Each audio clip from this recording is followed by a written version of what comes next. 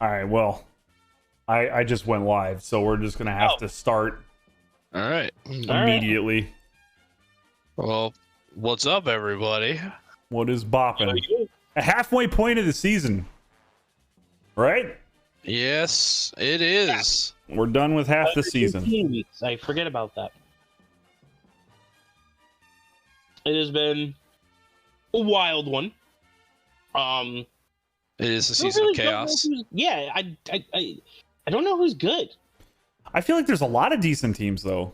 I know who's really good, and I know who's bad. That's about it. I feel like Yeah. the Eagles definitely have proved that they are the top dog. What? Well, okay. The NFC top dog. I would say the AF. I mean, they have a good record. I mean, the record alone, they're undefeated, which is But, and I think this is an interesting issue that was brought up in the Discord.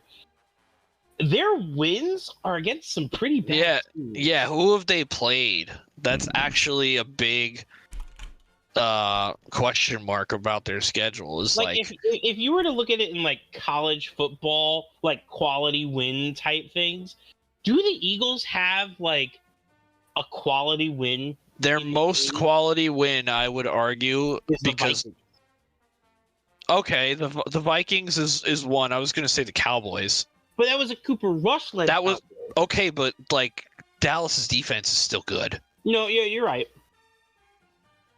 Like, But I knew that was going to come up. Is like, yes, it was a Cooper Rush led team, but they were still able to overpower that defense. I forget what the score of that game was, but I do believe they won it comfortably. what against the Cowboys? Yeah. By 9. Hmm. So I'm not sure how comfortably. I mean, they dismantled As the small of a- Steelers. did As they let small the of a Cowboys, two-score game as possible. Yeah. Did they let the Cowboys like in it like late, like just because they didn't want anyone on their defense to get hurt, like Yeah, I don't see box score. Yeah, that's fine. But I mean, they still have beaten the Vikings 24-7. That was kind of a pretty sound victory. That was, and that could also lend credence to the idea that the Vikings are also a team that maybe aren't as good as their record suggests. We'll find out. I think we'll find out this see. week. I definitely think this is a week that we're gonna find out. Especially if when they're coming to Buffalo to play the Bills. And I think will be the key game. Yeah, well, it is pretty much, I think, like one of the better matchups this week as far as like from an objective standpoint of just people wanting to find the best games to watch. Like that's probably one of them. But we also at the moment don't know if Allen's even going to play. We have a couple key people on defense. They're kind of just saying day to day, right? Yeah, that's all it is day to day, which is like it's fine to me. This is the reason why Buffalo went to go get out like a Case Keenum. I mean, he's a quarterback that has won the league already. He's a quarterback that has taken the team to the playoffs at least once. Like he's not a horrible quarterback. So, nope. I mean, if Allen misses time, this is the time to do it, in my opinion. I mean, yeah, it kind of sucks losing like maybe your first round or the first seed, but I don't know. Like right now, nobody's really talking about it in the like Buffalo circle. No one's really talking about it in the Buffalo circle, but I'm like terrified that this turns into a Baker Mayfield situation where Allen's hyper competitive and he wants to get back out there, but he's hurt. And it's like the team's like, well, he wants to go out there, so let's throw him out there. And then he like fucks himself up even more. And, the whole team and his career basically suffer because of it. That's what I'm worried about. But it's like that is so overreaction at the moment. So I think it's that like a lot of these NFL quarterbacks are hyper competitive. I mean, I don't think it's necessarily an overreaction, especially because his injury is to his throwing arm. Like if it were to his non-throwing arm, I'd just be like, bro, just put that shit put a sleeve on tape it up. and you're good. Yeah, like tape it up, like rub some dirt on it if it starts to actually feel some pain in it, and we'll get you a cortisone shot at halftime. And that's also the nature of like football in itself. Like I feel like in baseball, if it's really bad enough, you can go to the manager and be like, "Hey, Skip, like I need a day," or like put me in as DH today or something. But like in football, that shit'll get you like ostracized off the team if you're like, Yeah. "Hey, man, I can't go." Especially if you're seen as like the captain of the team. Like there's a different mentality. Yeah, Like baseball has a very, I don't want to say soft mentality, but it's like you'll have back spasms. And it's like, okay, 10-day IL for you. We'll see you in a couple weeks. yeah. That's also Whereas- though because they got to manage a much longer schedule than football does. True. So, Also, I feel like baseball players get like way more soft tissue injuries. Like it's hammies, obliques, like just yeah. I the mean, there's a decent amount of running, like stretching for balls, like out in the outfield or something. I'm surprised like first basemen don't like tear stuff when they like when they do split. those. Yeah, Yeah, when you do splits to catch a ball across the diamond, that shit's ridiculous. yeah. But no, like I totally get what Puzz is saying when it comes to like, it being like a Baker Mayfield situation, because you have to, as an organization, you have to be able to just tell your quarterback no. You can't just be like, oh, it's Baker Mayfield. He does those commercials all the time. He practically like, he lives at the stadium, so we can't tell him no. Like, and I think that's the measure of an organization. Like the Browns, the Browns will brown it. Like they'll fuck it up. They'll be like, oh, okay, Baker, you led us to a playoff win. Here's the keys to the fucking Camaro. Like. Whereas I feel like with the Bills, they can actually, reel Allen in and say, Josh, you need to chill. There's just a time where you need to protect the player from himself. Exactly. Is really what it comes down to. And Allen has missed time before. He has had an elbow injury that kept him out for 4 weeks, but it was also during his developmental years. And it was a year that we kind of were already chalking up to rebuild anyway still. He still started Peterman that time, though, didn't? Or was that Barkley? That would have been Barkley. Yeah, Peterman was only around on 18. Us with Barkley, I think you beat us with Barkley like the first week. Oh, yikes. Mm-hmm. I remember. But I don't know. We'll see how it goes. They're saying day by day. He was not practicing today, but I mean that he could just be kind of considered veteran rest. Even though he's not a veteran, they probably just didn't let him practice, whatever. But we'll see how it goes. Or maybe they're just playing the game of, making the Vikings not sure who to prepare for. It could be a little bit of that, too. We don't know. Oh, yeah. Interesting times ahead for the Bills, at least. That injury definitely, it is what it is. I'm happy. I'm really eager, though. I mean, if Allen doesn't play, I'm a storyline guy. I would love to see Case Keenum and Diggs play against their former team. That's true. That is going to be a cool storyline. Right. That is. I'm a storyline guy. I'm rooting for it a little bit. I really just kind of hope that Allen's not going to miss like substantial time. But if he does, I wouldn't be too upset to see Case Keenum and Diggs play against their former team. Because that was the Minneapolis Miracle or whatever, right? Yep. Was Keenum Diggs? Yeah, there you go. I'm all for it. Let's have another one. That was that playoff win that you were saying like Keenum's not a bad quarterback. He can do it. He's won in the playoffs, and that was it. They were talking about it on the radio today too. That they're like, he wasn't even supposed to start for them. They lost Bridgewater. They had him, but they traded a first round pick or something for fucking Bradford with the Eagles. They got Bradford from the Eagles. Man. And Bradford, that's a name. He played week 1 and balled out. Like he was throwing lasers across the field. Did great. Yeah. Week 2, he got hurt like in the first quarter. Keenum went in for 2 weeks. Bradford comes back from his injury, plays 1 quarter, gets hurt again. Yeah. And then that man was made of glass. And then Keenum went out, and I think when Bradford got healthy again, they just kept Keenum in. And they went all the way until guess who beat him? Nick Foles. I just remembered that playoff run. The quarterbacks that year was Yeah. Blake Bortles, Case Keenum, fucking Nick Foles, and then Tom Brady. Like, Yeah. There was that. What That the last four, fuck yeah. were we doing? The final four was just like, what is going on? And you know what? Brady didn't win. So. Right? And yeah, Brady That's didn't all. win in the end. That's all that matters. That is great. Although we did lose our best punching bag in the NFC East. So It's true. Yeah, because that was the year that they got Wentz, the Eagles. So that's why they traded. yeah, Bradford well that was the away. year. Yeah, the year they won the Super Bowl. So unfortunate. All right, well, moving on. So, what do we usually start off with? A recap? We gotta move on to what will be the most painful segment, I believe, of today, which will be. Well, one of us. Well, let me start by saying, Giants lost the bye week. Yeah, you did. Because of Xavier McKinney. From what I heard, there was a caller on the K show that said so he broke his hand on an ATV trip in Cabo, right? And this dude calls in. He's like, I've been on those trails. They're fucking insane, dog. Like, they're like, you're like on the side of a cliff and shit. Like, he was like, I went with my kids and I was guaranteeing that like I was gonna walk away with one less kid after this tour was over.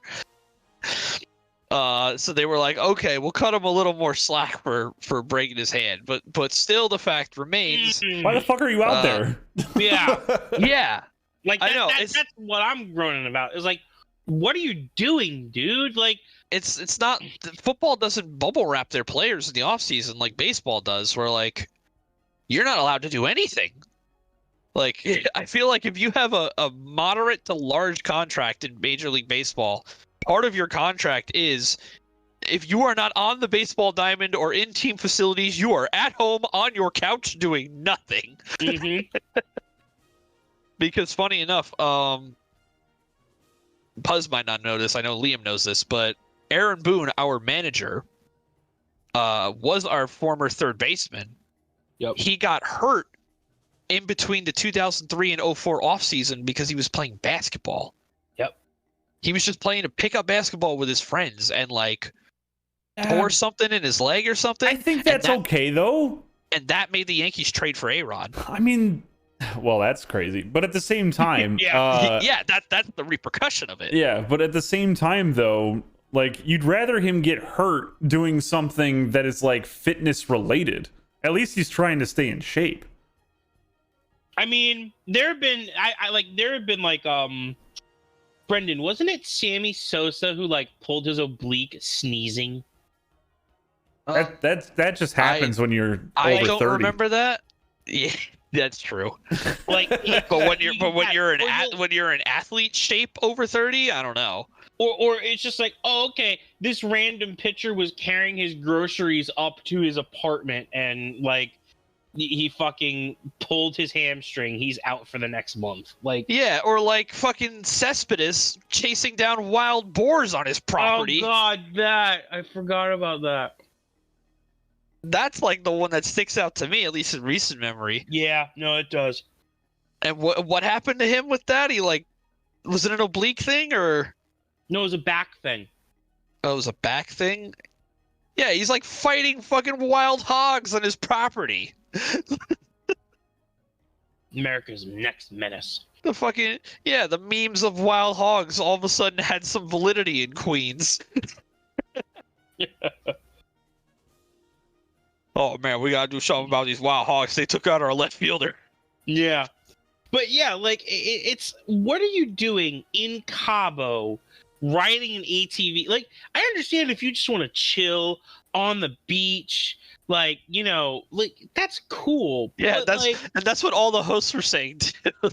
Peter was like, if I'm in Cabo, I am like out on the terrace of my hotel, like cucumbers over the eyes, getting fed grapes. Like, I'm not going ATVing. That shit's gonna kill me. Yeah, like, don't do any ATV. Don't do any jet ski. Don't do any rock climbing. Yeah, just anything like. This is your week off. Like, Yeah, maybe- treat it like a week off. exactly. Well, Why are see, you putting your our body version- through more wear and tear when you're in the middle of a football season? Our Well, I mean, version of it's treating a week off is like the Kyler Murray experience. It's called I'm gonna play Call of Duty and just veg out. Like, but at the same time though, like you gotta stay. You can't just do nothing and sit on a couch. You know what I mean? Like you gotta stay fit. Otherwise, conditioning is just gonna be fucking hell. but ATVing, like, No, that I agree. I sounds agree. Yeah, really- like do something fitness related. Yeah, especially like what they're saying is like you can go like if you go ATVing in America, it's probably fine because you're on a course with a lot of infrastructure. You go to these outside, international places, and you're on fucking dirt paths. Yeah, no and regulation. no regulations, no netting, no fucking. If you die, they like, don't tell anybody. If you die, nobody knows. Yeah. It's not until like 6 hours later when they're like, "Oh, McKinney didn't come back." Uh-oh.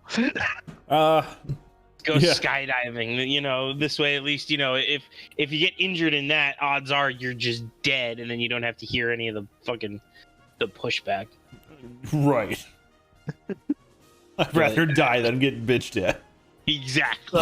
That was I've the Giants lived bye by week. that mantra my whole life. All right, so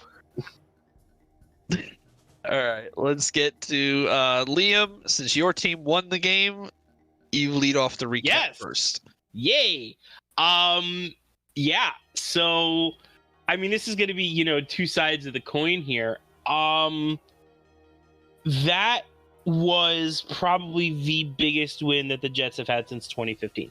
It was the biggest win since Fitzpatrick to Decker in the end zone. Yes. Even though it didn't have like that signature. Well, I guess maybe Sauce Gardner's like just being Sauce Gardner, like that those are pretty memorable moments. But I think we're starting to realize that the past wins are not just layers upon layers of excuses. Because you get the Browns win, and it's like, oh well, the Browns just they messed up. Chubb ran for the TD when he should have just taken the first down, and then it's like oh, you're playing the Dolphins without Tua. Then oh, you're playing the Steelers, they're just bad. And then oh, you're playing the Packers, well now they're bad. And then oh, you're playing the Broncos, they're terrible too. And Russell Wilson's a fucking man-child, like. That was the first win where you kind of looked at it and went, okay, maybe we have something going on here.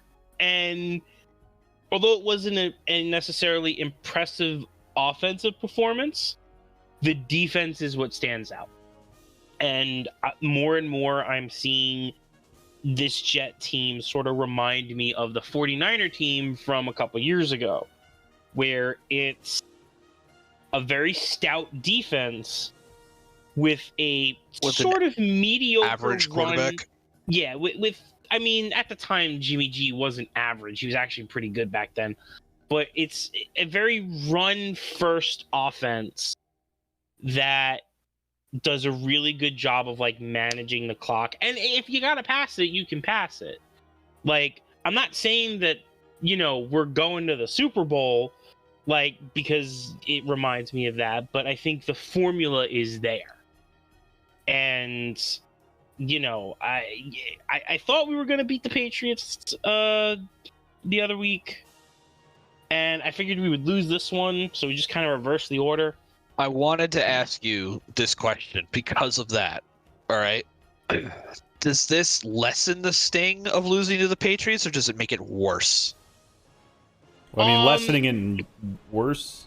Isn't that the same? Well. No, I'm saying, No, do no. you feel better about losing to the Patriots because you beat the Bills and like you got one win out of these two games, or does it be like, oh fuck, we could have won both of these games?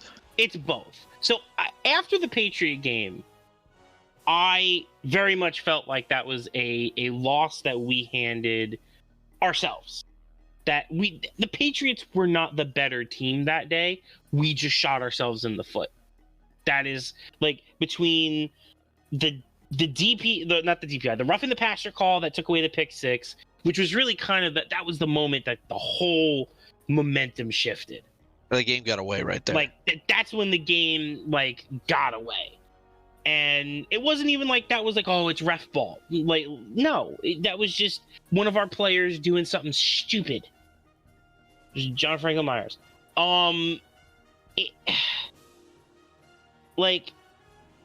When leaving that game, I was like, this stings. We had them. Like, the first half, everything was going well. Wilson wasn't playing hero ball because he didn't have to play hero ball. He was doing fine. And then the Patriots scored to end the half. Then they got the ball back and they ran and they took it all the way down for a touchdown, which put us behind. And that's when Wilson's hero ball mentality took over. And that's when he started making those mistakes that he did. I can also point toward third down defense as being one of the things that I was really frustrated at, but that kind of took a backseat to, you know, the non-pick six and the interceptions, because those were kind of the two big giant things that held us back from the Patriot one. But I think winning against the Bills, at the very least in the long run, or at least by long run I mean for this season, puts me back in the mind of, okay, we have a realistic shot at the playoffs here. Because we're coming back. We have to play the Patriots. Which, I mean, that one could go either way because we're in Foxborough. I kind of, based off of the coin, which we should probably get into at some point, the coin says we're going to lose that. And I could definitely see it. And I'm preparing myself for it, even though it's like 2 weeks away. But then you play the Bears. I think you can beat the Bears. Because I think that our defense, we only rush 4, which has been kind of one of the keys to the defense. And we have a lot of linebackers fall back in coverage, and I think we can confuse Fields, and hopefully we can force mistakes, because that's been really what the defense has been really good at, is forcing mistakes. After that, I think we play the Bills again. It's either them or the Vikings. But we got the Lions on the block. We got the Jaguars. I think we have the Seahawks, which that'll be a good game. That might actually be a game, you know, of two teams that are sort of equally matched. That's a big narrative game. It's true, because Gino will be back. No Adams, though, since Adams is out for the year. That's at home? I don't think so. I think we have to go to Seattle. No, wait, no. I think it is at home, because I think that was supposed to be. No. It is in Seattle. It is in Seattle. It is. That sucks. But yeah, our last home game is the Thursday night against the Jags.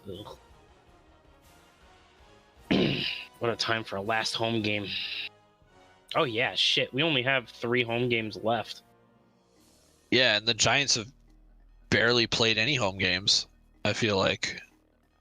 What if it's the final week and you're playing the Jags? And all you have to do is beat the Jags to get into the playoffs, and you course it.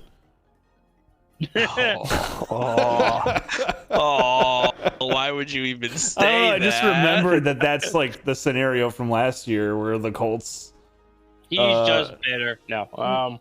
I just remember the Jags just pulling that upset last year.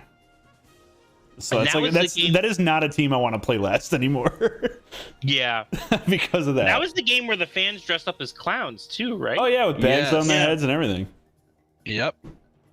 Yeah. But you know what? They got a good team now. They got a decent team now.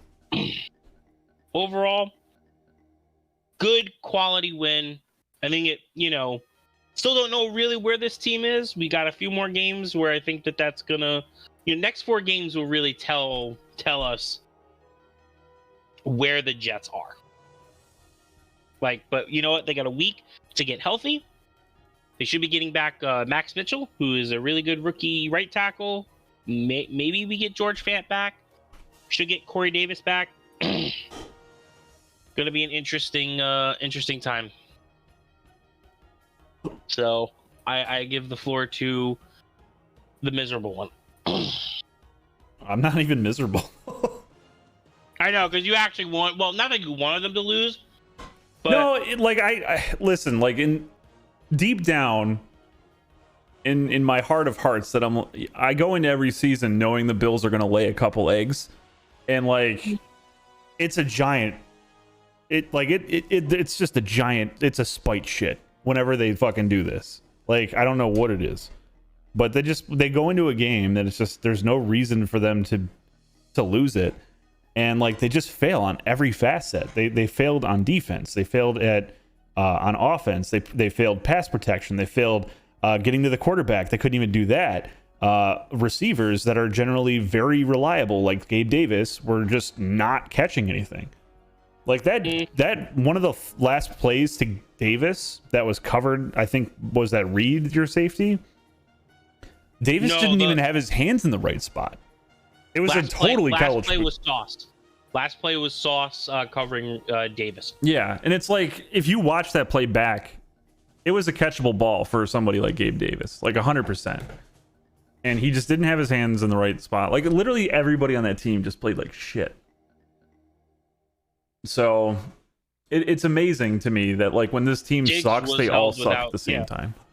Diggs was held without a catch in the second half. Yeah, and he had one, but it was called back, right? Yeah, like that's what I mean. It was just like the whole team was just failing on their own. Mm-hmm. And the only thing that I will say that I will give a lot of credit to the Jets is that your pass rush is fucking good. It's solid. Yeah. I think that really, I don't even know if it flustered Allen. It was just like a lot of those fucking picks were just bonehead picks. Like I'm not even gonna go into it because I've already talked enough about it on the off time. It's just like none of those interceptions made any sense. I think like one had was like undercut pretty decently, but the first one I think it was he just literally like flipped it, like nonchalant pass, just tossed it, no zip, no pepper, nothing, just like here you go, and it just went to a defender immediately. You could have it.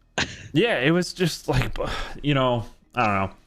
Maybe Allen's the one that needs to get the practice clause in, or the instead of Kyler. Yeah, mate. Who knows? Fucking Von Miller was streaming the week before on Twitch, so I don't know. I don't know if there's something like more going on with that, but I'm okay with them losing this game, mostly because when they lose, I think they kind of like they really buckle down a little bit better. And clearly they needed to do something because every part of that team failed. Like there's nothing good about that team in that game. Everything was bad at the same time. Like most teams can have, oh, your defense isn't showing up, but the offense is fine. Oh, the offense can't make a play, but the defense is kind of holding things down. You know what I mean? Like there was just none of that. Just both sides of the ball failed pretty hard. But I think it'll be fine. It won't be often that this team, you guys have seen it. When they're working, like they're clicking and they're humming perfectly. Both sides of the ball. But I guess when they suck, they all suck. And then the other thing too that I was trying to find, I just can't really find a good stat site for it. We have a linebacker, Matt Milano, and he doesn't really get talked about on like a national level, but he is solid. And I feel like every game that he's not in on that defense, anytime he misses a game, I swear to God, our win percentage is probably sub 500 whenever he misses a game. Because he's such an important part of our run. Like he's like a tackle leader on our team. He's the quarterback spy, so he makes sure that the QB doesn't like run. He's the guy that is watching the ball on like RPO plays. You know what I mean? He's the guy that literally is just the free runner directly at the running back or the quarterback, based on reads. And yeah, whenever he's out for an injury, I swear to God, we lose more times than we win. So I'll have to look that up. Maybe I can find that for next week. Yeah. God damn it. Jesus. What the fuck was that? I don't know. My brother's cleaning or something. Frank. All right. Let me get the pick music going. Well, before we do picks, I have a special little segment that we can start doing. Every talking head segment needs a segment like this, right? Oh, Every Lord. talking head show needs a segment like this. I really couldn't think of a good name.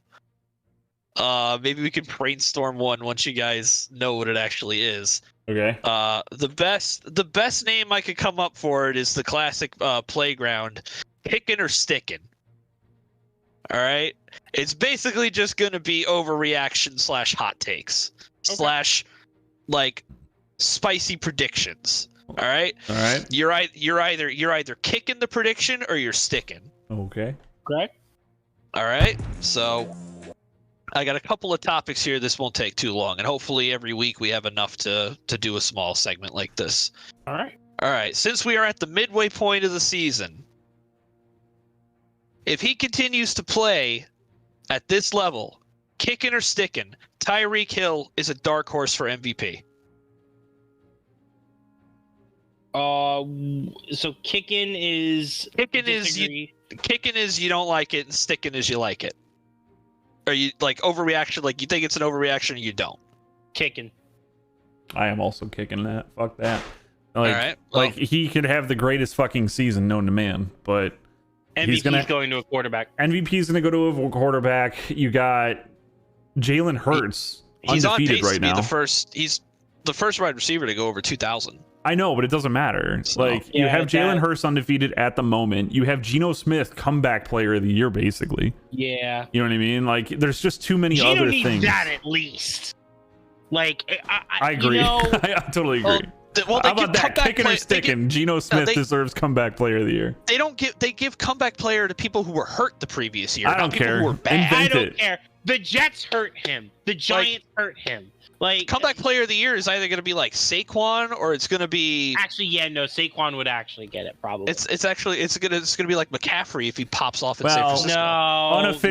Unofficially comeback player of the year from somebody who is basically like gone out of the league.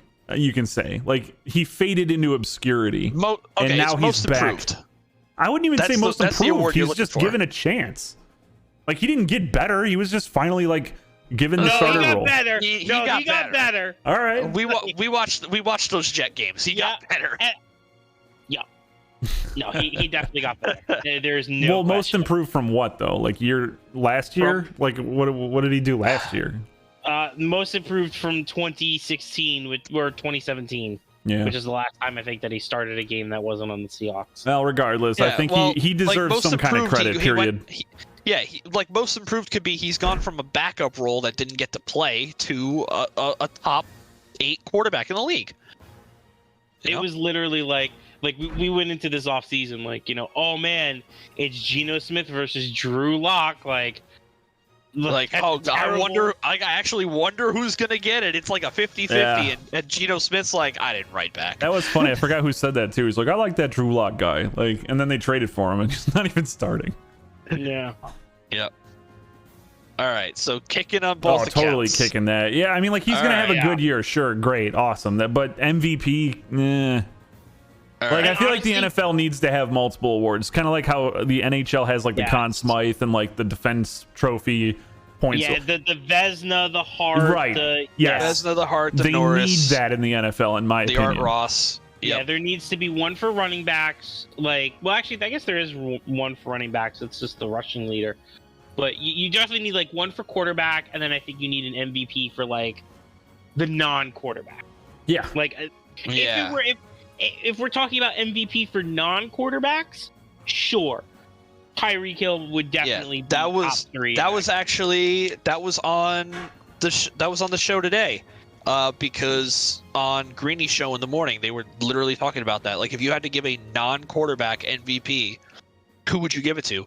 And 3 of the 4 talking heads said Tyreek, and Greeny was the only one to not say Tyreek, and he said Saquon.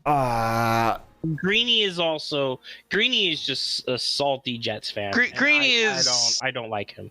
Yeah, I know. Like he did, like he raised the best point of all of them because they were all just like, oh, Tyreek Hill's just so good, and he's like, okay, well, if you take Tyreek off of the Dolphins, they still have Waddle, they still have Tua, they still have their run game, they still have their defense. You take Saquon off the Giants, what do they have? Nothing. Yeah, but that's been a common thing with like a lot of these MVP arguments, and I feel like it always falls on deaf ears. Because I mean, you could take like, you know, like the best player off of a bad team and they're automatically worse. But that doesn't necessarily make them like, you know, the MVP. Like MVP is really just, you know, it's just a popularity contest. Yeah, it is. All right, let's move on to the next topic. Speaking of the Dolphins and the Giants, ooh, kicking or sticking with the expanded playoffs this year. 3 teams from the AFC and NFC Beast divisions will make the playoffs. I'm sticking. I can agree with that 100%. I think it'll be closer to maybe like 2, in my opinion, because there's just a lot of other decent teams, you know. I mean, but because the best division, we thought were going to be the best divisions, which were the AFC and NFC West. They're garbage. They've fallen apart. They've completely fallen apart. Which sucks ass because now we're just kind of cannibalizing ourselves while Kansas City is just like getting the free run to the playoffs. And so is Tennessee. Yeah. Well, nobody. Tennessee's always been doing that. Yeah. Nobody expected the AFC South to actually put up a fight. Like, let's to be fair, Tennessee did get the first seed last year, so I mean, like. Oh. Well, the Colts weren't expected to be this bad. I think they were expected to challenge the Titans. I don't know, man. Once they picked up another aging like quarterback, I'm like, guys, something's got to change, my guy. No. Like, I mean, I know Wentz wasn't an aging quarterback, but it was just another one of those like one-off. We all can see that going to be a mess. But I mean, there is a very real possibility that the Jets will finish like 3rd in the AFC East. Yeah, you'll get a 6 or 7. Yeah, but they'll have like a 10-7 record and be like a 6 or 7 seed. That could also be true for the Dolphins. Like, and honestly, if Josh Allen misses a decent amount of time, I mean, that could be true of them too. Like, it's very much a 3-way race in the AFC East. And in the NFC East, it just kind of feels like the Giants and the Cowboys are just kind of circling the wagons, waiting for the Eagles to eventually kind of show some vulnerability. And I'll add this into the mix. Both Miami and the Jets now have a little bit of an edge against the Bills due to their wins. Yes, we have tiebreakers for now. I mean, like, you know, we can win both of those home games against, you know, the Jets in Buffalo and Miami in Buffalo. We could win those, obviously, and like split it. Like the week 18 matchup between the Jets and the Dolphins might have some serious playoff implications. Yes, definitely. It could. So I'll stick with that. It could. And you know what? In a bad situation for me, it could have big playoff implications for the Bills too. Yeah. Because like, let's say we're in a situation where like, let's say the Jets win against Miami and they get closer together and become like a tie, and like the Bills are weirdly the odd man out of that. You never know. Yeah. All right, so next topic. Speaking of, I love how we're segueing into these. Speaking of that week 18 matchup, Falcons Buccaneers in week 18 will decide the division. Kicking or sticking? I'll stick with that. Oh yeah. I mean, judging on a halfway through the season snapshot, 100% possible. Yeah, and honestly, the Buccaneers look like hot garbage. At the beginning of the year, I would have been fuck no, but yeah, like the Falcons, I thought were gonna finish top 5, like top 5 for a pick. Yeah, like, you got to imagine my excitement. I was looking at that. I was like, ooh, so like, what's the Falcons' schedule like? Who do they play the last week of the year? They play the Bucs. Honestly, looking at this, also look at the NFC North. And the Vikings play the Bears. The Lions play the Packers. Let me see. It's the home game against the Bucs. Oh. Well, here, I mean, They like, could win. They could definitely win that. Oh, look at this. The Eagles play the Yo, this week 18's lit. Yeah, this week 18's wild.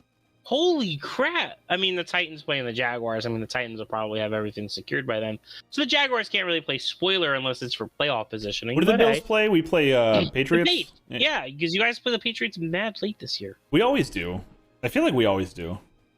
You know, usually that's us. Yeah, Minnesota, Chicago, Baltimore, Cincinnati. That'll have playoff implications.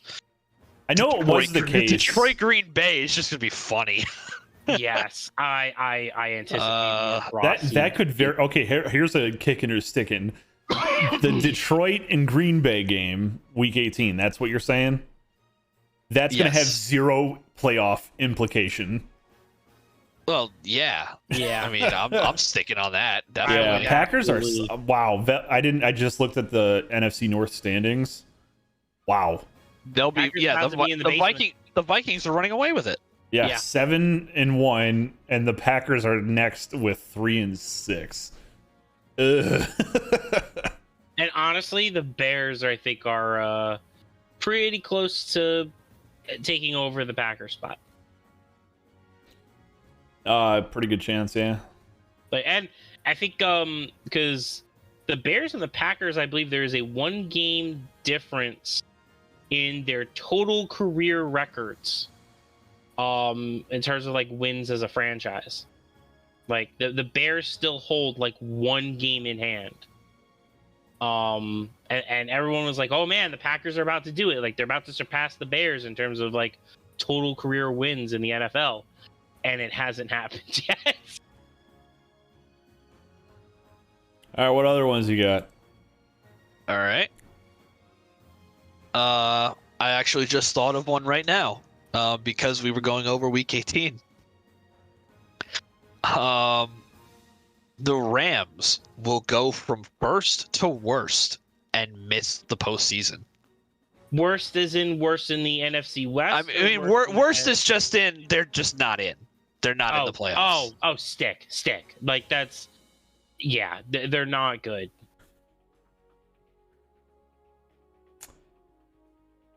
Yeah, I mean, I don't want to stick it, but being at 3-5 in the NFC, the Seahawks playing as hot as they're playing right now, you still are behind the Rams. They are playing the Seahawks in week 18, by the way. Right, and you're still behind the 49ers a little bit right now.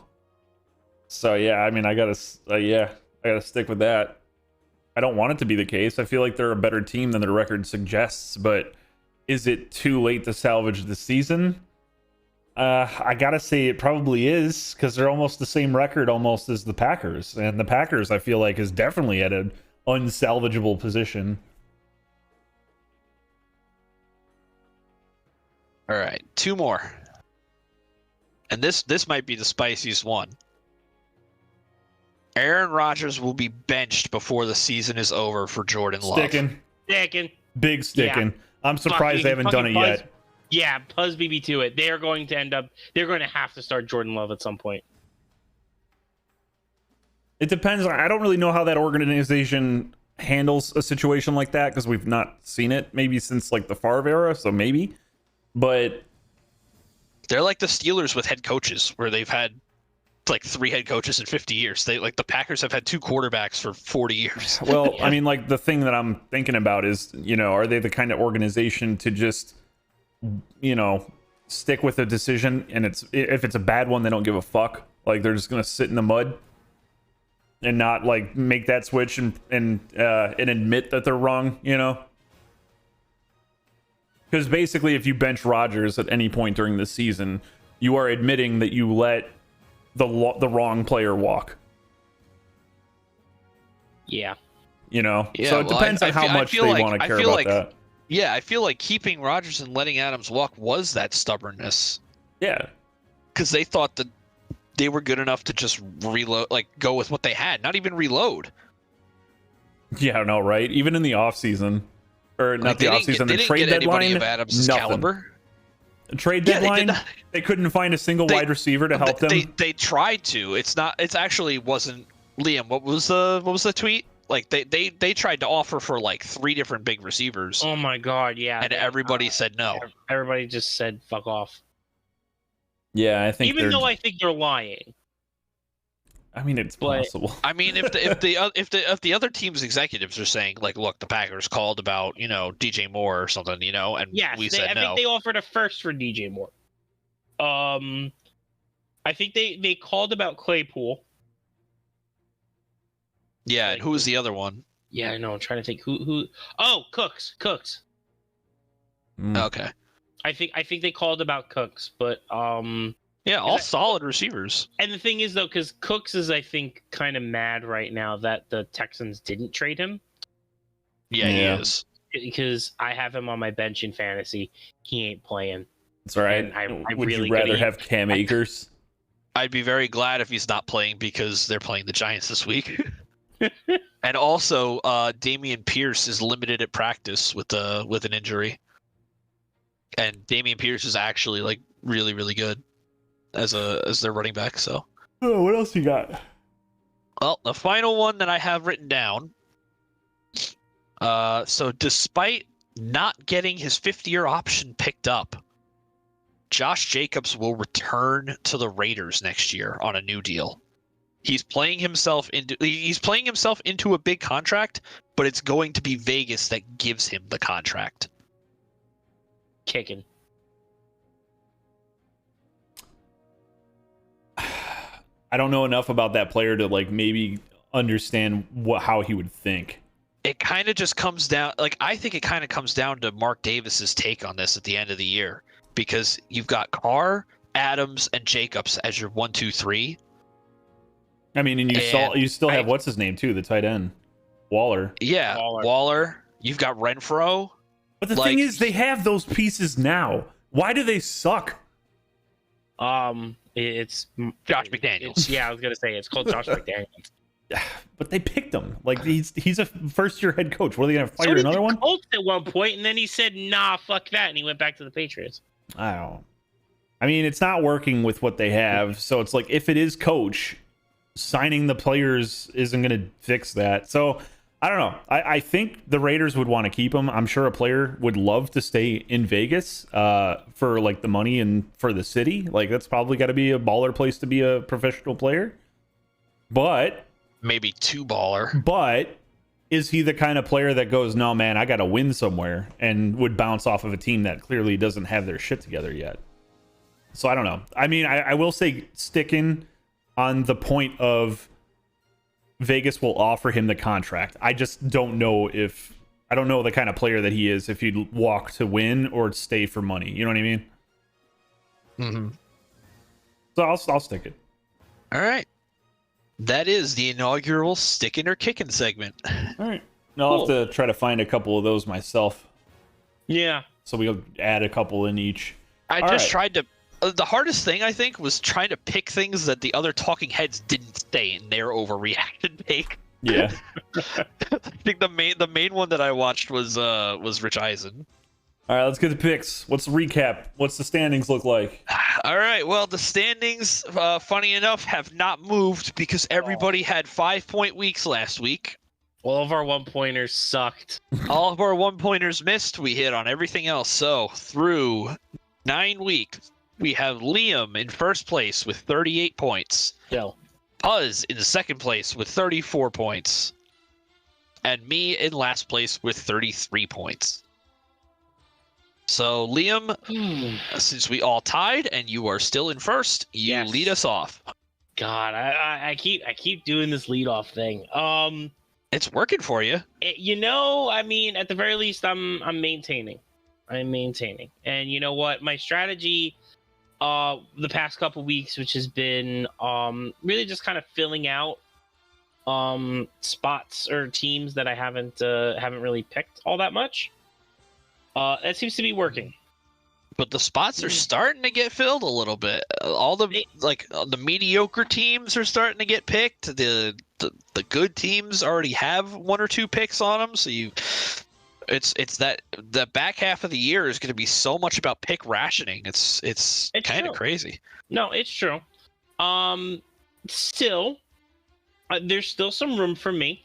to do some moving around. And my 1 point play is actually going to be a team that I have not picked yet. I'm picking the Saints over the Steelers. I know the Saints kind of got their shit rocked against the Ravens, but it was the Ravens. I think that the Steelers are still pretty bad. And there's really not much more that I have to say about that, other than I think the Saints are gonna. I think the Saints will win that game. My 2-pointer. Wait, the Saints are playing who? The Saints are playing the Steelers. Oh, right. Okay. Yeah. All right. Let's see. The 2. Who's on bye week this week? Oh. So they're not on a bye week this week. Bye weeks are Cincinnati, New England, the Jets, and the Ravens. Okay. I think it's time for me to get a little spicy with my 2-pointers. I am going to pick Chicago Bears over the Detroit Lions. Over the Lions, though, that's... It's not spicy. It's spicy. It's a little spicy. I was looking at that matchup too, and I was thinking like Chicago, but Detroit is... Detroit is so Jekyll and Hyde, man. Yeah, I know. They're unpredictable as fuck. You don't know if you're going to get the 40-point scoring offense Detroit, or if you're going to get the fucking laying an egg Detroit. I think Chicago is starting to find its feet a little. I mean, the Lions had a good win, but their defense is also still bad. And like last week was just they went up against the Packers. The Packers' offense sucks. Like, yeah. I mean, I'll agree with that. And Detroit's offense got shut down too by that. Fields basically like carried the game this past week on his back. He had like 150 fucking rushing yards. Picked them twice. I didn't realize that. Okay. With the Bears picked, there are now only 3 teams that have not been picked. Yeah, and I think those 3 teams are going to remain unpicked. Especially now, considering so one too. of them decided to hire fucking Jeff Saturday as their head coach.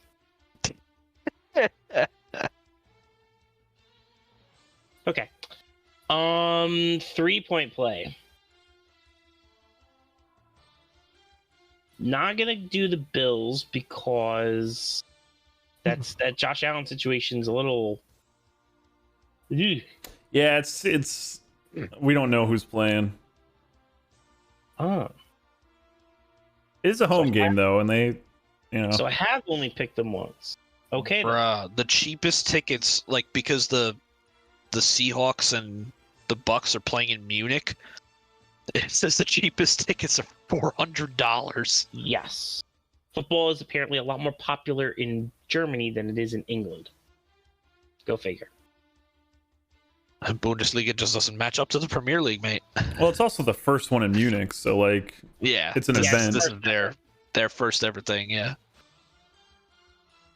All right, so for my 3-point play, I'm surprised because I feel like I picked them twice, but apparently I've only picked them once.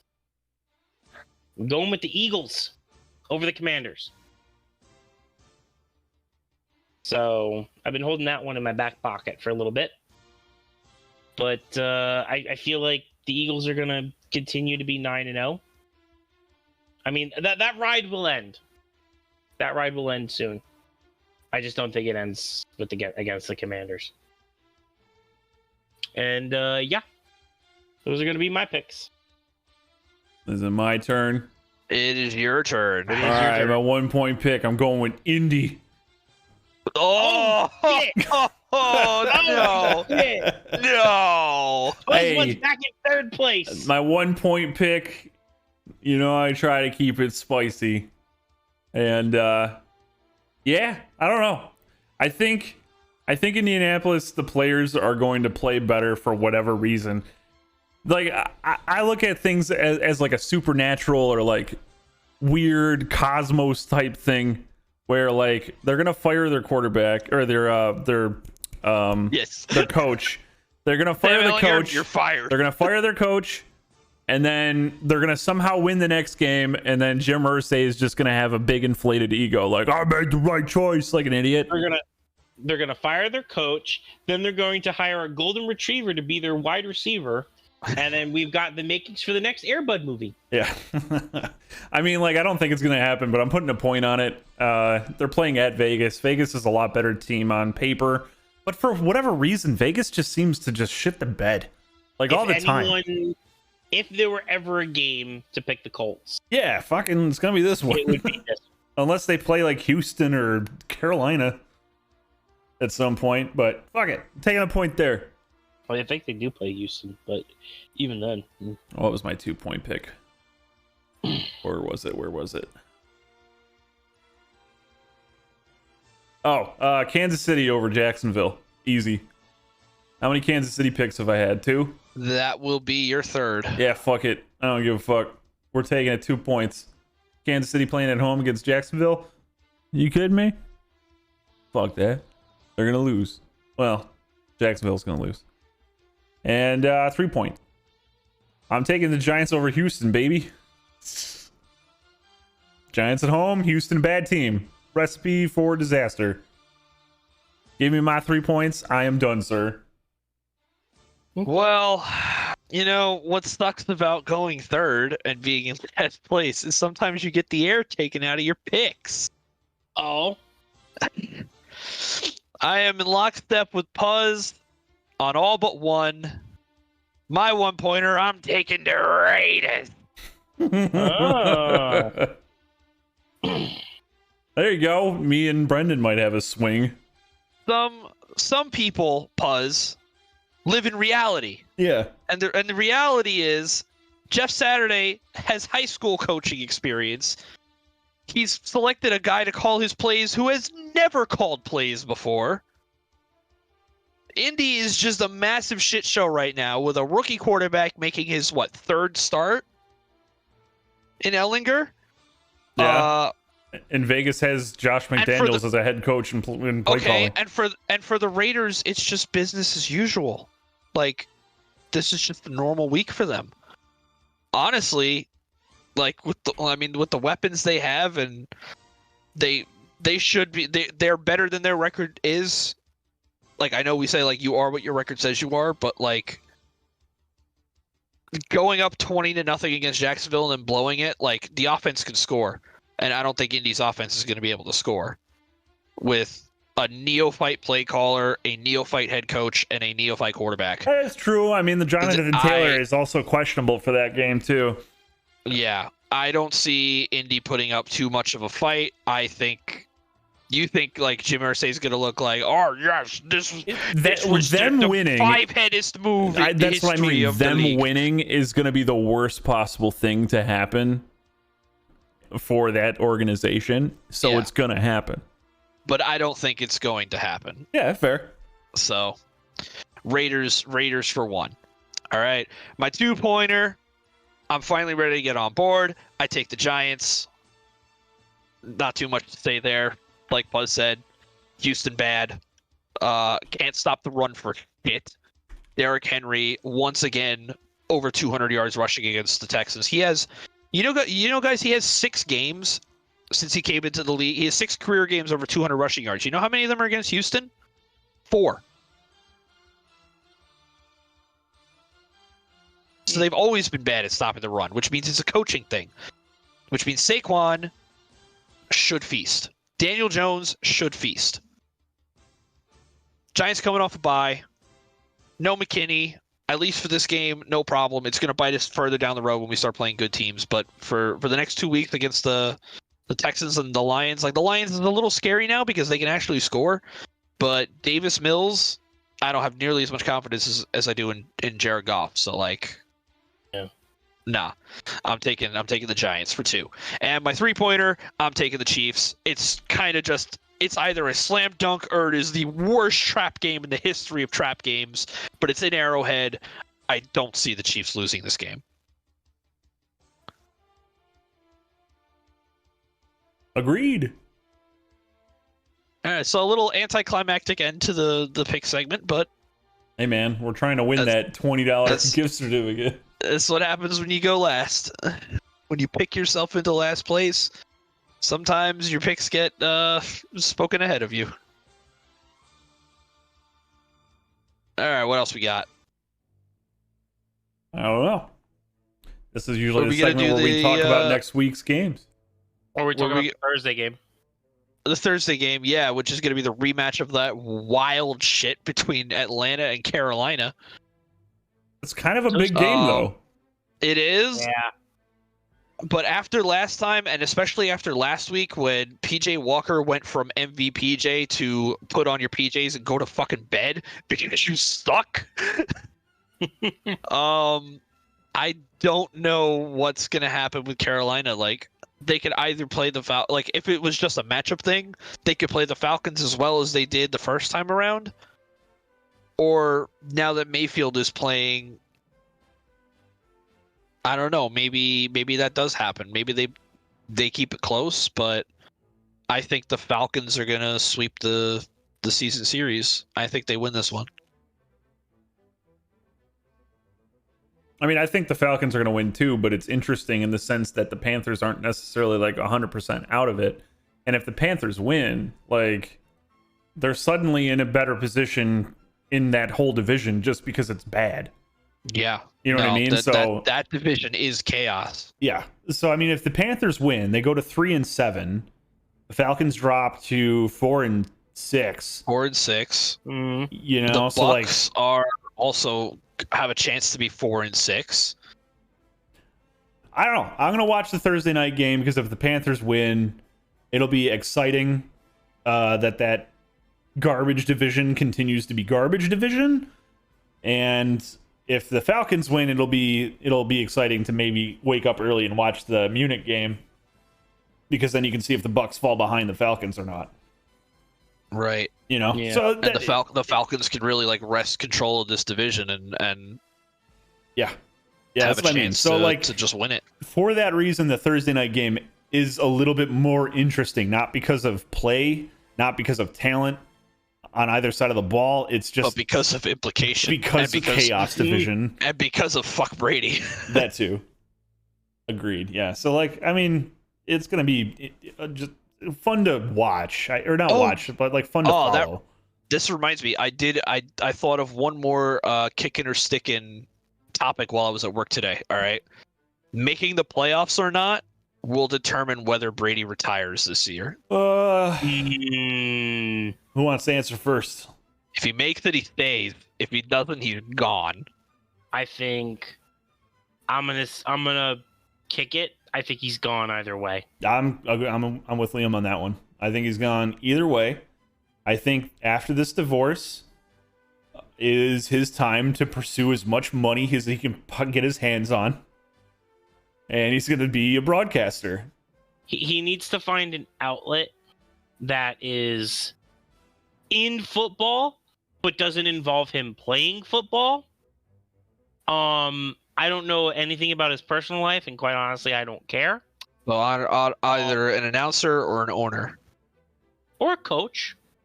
Does he have enough money to be an owner? He could go in with like he a could be like a conglomerate. partial. He could be the face of an ownership group. Yeah, maybe. Yeah, like the way A-Rod is with. But the fucking only ownership Timberwolves. group he can get involved in would be the Commanders, maybe at the moment. And like, would the he moment. want to put his face on that organization? No. But I also think that one looks like it is going straight toward Bezos with Jay-Z as a partner. I think Brady will end up owning a team at some point, but I think he might try to go. I think he might try to sucker up to Robert Kraft and maybe see if he can get like an ownership stake in the Patriots at some point. Here's the question, and this is like really overreaction and wild, but like, again, I'm a storyline guy. He could be a part of the Patriots and then fire Belichick. Hot take. Kraft eventually gets rid of Belichick if the season goes bad. And then Brady comes in as not a head coach, But he has like that weird like what do the Broncos give? What's his name? Assistant. No, what did the Yeah. Broncos do with their quarterback? They gave him like a president role, like some weird ass president of football operations role, where he wasn't a GM. Elway. What? Yeah, Elway, yeah. He'll have an Elway position with the Patriots, I but think he it'll could after work be his way it'll up have to be to after that. Belichick. Yes, and I think Brady would love nothing more than to take over Belichick's role after he's gone. Will that happen eventually? Yes. Will that happen immediately upon his retirement? No. Nah, I think he's gonna broadcast for a little bit. I think so. He does have a charisma that would work well in broadcast. You know what I mean? Like he talks well with other people, and he kind of like ad libs decently. Like he has a conversation. He's not stiff as shit. Because you know, like some guys you can talk to him and like, oh, this guy's just like not a good conversationalist. You just gotta give him a few shots of avocado fucking tequila, and he'll be fine. No, we can't have either of those for some reason. I don't know. No, didn't he get I'm drunk making on it that? up. I don't know. I'm pretty sure that's what he got drunk on after the Super Bowl. Sorry, I got tickle in my throat lately. I don't know what's gonna You loosen got the it up. COVID. Nah, maybe. Rona. See, I think Brady is gonna try to get back into the Patriots organization some way. Sort of like how I think Derek Jeter wants to get back into the Yankees organization in some way. You did hint at it. Like, it's been hinted, but it's not going to happen until Cashman is out. I think he's just gonna have like that president role that Elway had, and then maybe he can make like who he makes the decision of like who he hires as like a coach and a GM maybe.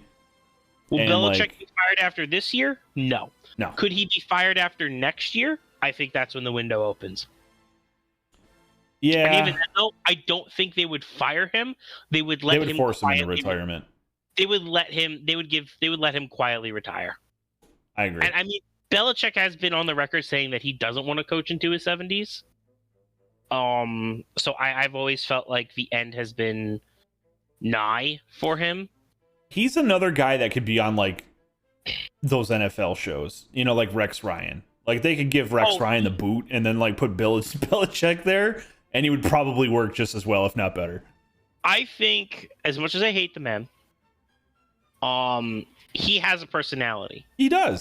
And like I don't know, did you see that video of fucking I think what was it? Was it Randy Moss who convinced him to go to that Halloween party? And Yeah. he showed up as like a pirate. Like he really did. And it like he has that sort of way about him, but I think like as a coach he's always so focused in. And I've heard people like talk about like, oh, I met Bill Belichick and like, you know, he was at a function and you know, the second we got to talking about football, his face lit up. I think he could get like an ESPN type job where he just sits in a studio and talks shop about football, and he could be as happy as a pig in shit. Or what if he gets that? There were rumors that he wanted to come back to us. So what if he gets like a special management role with the Giants organization? I can see him maybe being a GM, but No, that'd he's be already- a dice roll of a thing for any organization because like he hasn't really done great at drafting certain positions. That's what he needs to step away from drafting. Agreed, but the thing is that I also don't think he'll go into another team just to coach when he's so close to like what he's prepared to not do anymore, which is coach into later years. So like I feel like a GM he could do, but it would take a team really gambling on that. Because maybe, just maybe, he could be a better GM if he just was a GM. Because GMs surround themselves with other, you know, analytics people. They surround themselves with assistant GMs that, you know, do a lot of the work. maybe not all the work, but they do a good chunk of like the groundwork for him. And as long as he's not the kind of guy that instills like a yes man mentality where like he actually listens to the input of his peers. Basically what I'm trying to say is that maybe he'll make a better GM if he only was a GM. Like if you take away the coaching element out of it. Because I feel like he might be half-assing 2 jobs when he can whole-ass one of them.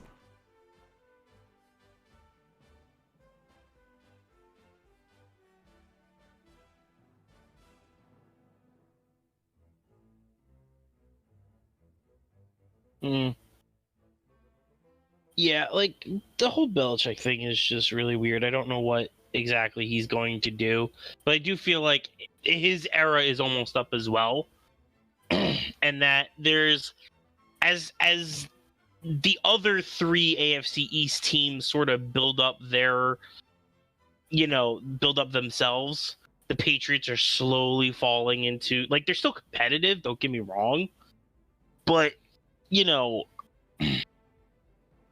they're not competitive in a playoff sense. They're just competitive. Yeah, I mean they can game plan against literally any team. So like they could go into playing against the Eagles and you can't rule them out. They can go up against a normal team, like some mediocre or bad team, and they'll have a damn good chance just based on their game plan, their preparation, all that stuff. Like their game planning is incredible for a team if you really think about it. I mean, just look at the game planning that they did against the Bills in that wind game last season. I mean, they came in with a game plan to just run the fucking football, and it fucking worked. Yeah.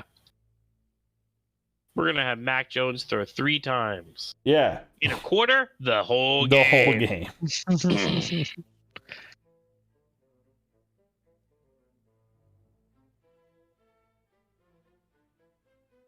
All right, well, now what? We've been going on for like an hour and 15, so we got to start wrapping this up. Yep. Yeah, I mean, any other matchups really next week we're looking at? I at least usually have one shout out game. That's like, a game that nobody picked, but could be an interesting watch, but there really isn't anything to throw out there.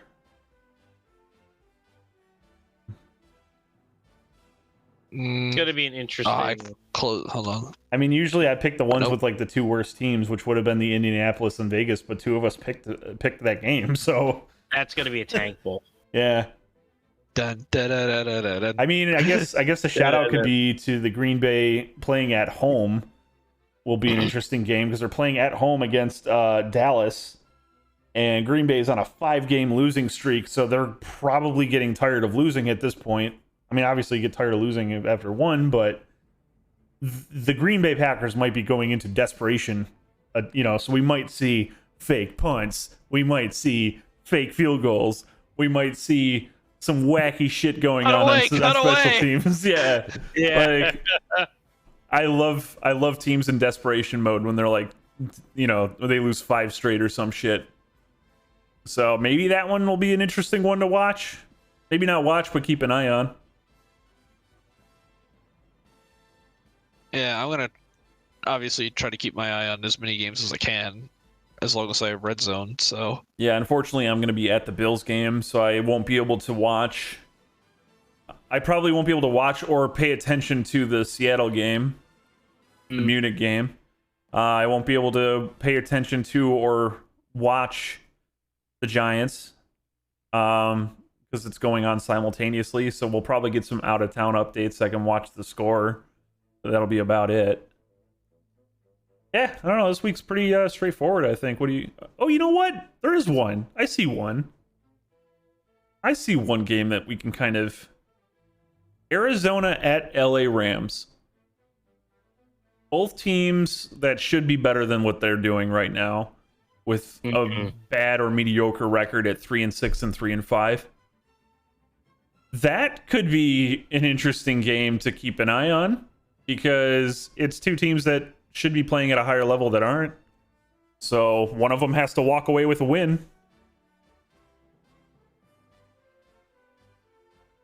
Who do you guys think is going to win that game? Arizona playing at the Rams. Not the viewers. Not the viewers. I think it's gotta be the Rams. I think in a matchup like this, I would give it to the home team. So I think Kingsbury is a couple weeks away from getting fired. Oh, that's a spicy take. If you guess the week, I will give you. You get to it. I don't want to press my luck on that. I'm happy I don't know. with the Maybe vote that you're I got. just Well, I mean, it's not like it's a penalty.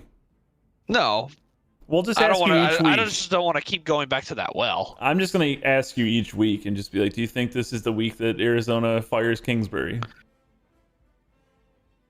I don't think so. I don't know if we can. I get I all don't my think no. firing up. I get all my firing updates from Twitter, and now that there's like a million fake Adam Schefters on there, I don't want to get debated and be like, oh look, they fired Nathaniel Hackett, and they're like, Brendan, that's a dude with like 50 followers. I'm like, son of a bitch. He paid his $8 though. Yeah, right. Yeah, I mean, That's what sucked about that. I don't Did you think see if that fake Schefter account? No, I've seen fake 100 of other accounts though.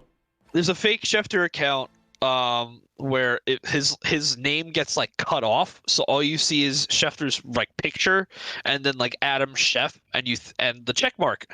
See, it looks real on the outside, but when you open it up, his full username is Adam Schefter not. And he's that OBJ signed a 4-year, $100 million deal with the Cowboys earlier today. Oh yeah, you posted that somewhere. Meh.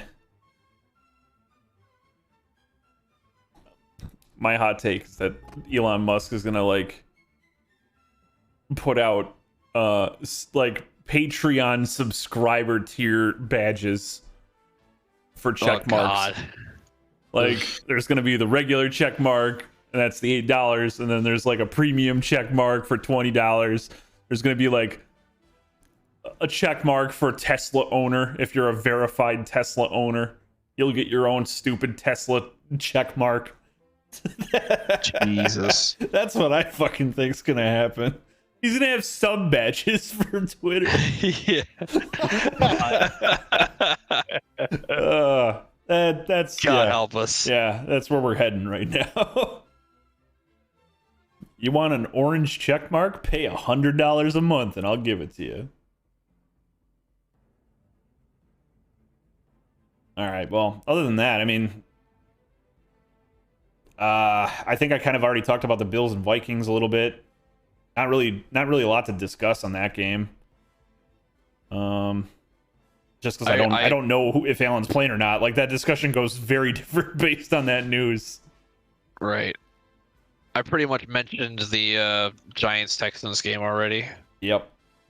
And the Jets got a bye. Yep. I get to sit back and watch other teams duke it out. You get to sit back and watch other teams suffer. And for once, this isn't like a reprieve. Like normally, Yeah. we'd be like, It's a bye week where it's a bye week where you're like antsy to get back in there. yeah. That's I felt the same way this week. That's I was a like good I feeling. was like I want to watch my guys. Like come on. For the first time in how long? It's like oh no, a bye week. Ooh, Debo's playing. That's good.